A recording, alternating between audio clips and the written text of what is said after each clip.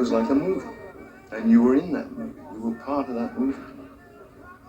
And if you were lucky, you starred in that movie. But it didn't matter as long as you were in the movie. And we were.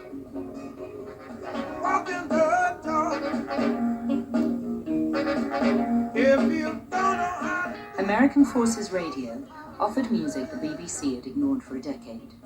A generation began to taste and then imitate the exotic fruits of imported American music.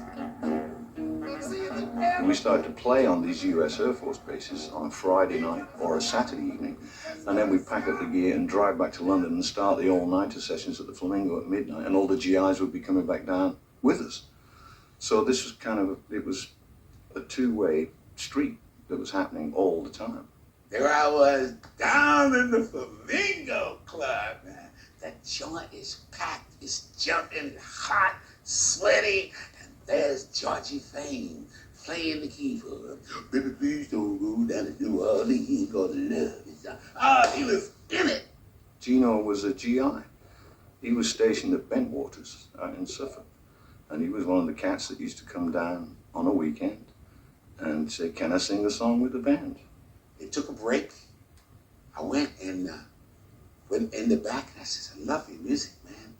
I says, "Is it possible I could jump up and have a little song with you?"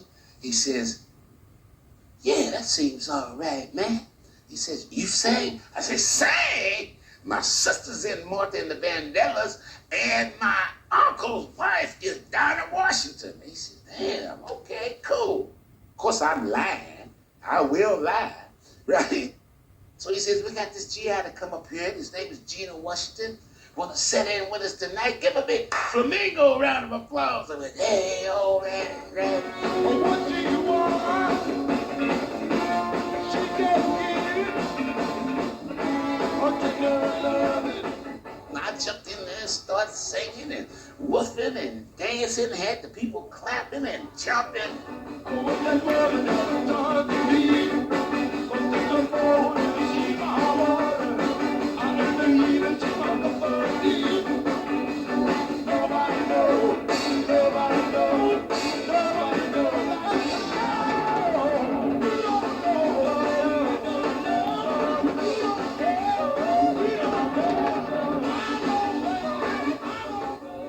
Geno Washington was the guy who filled the gap in the UK for homegrown soul. You know, Geno Washington was, for the time, he was the business amongst a certain set of people. Geno's first LP, though part of the musical underground, sold to tens of thousands. That year, it outsold such household names as Bob Dylan and The Who. This was partly thanks to a new generation of young DJs who'd begun transmitting soul sounds across the UK from pirate radio ships. Geno and his Ram Jam band rode this new soul wave.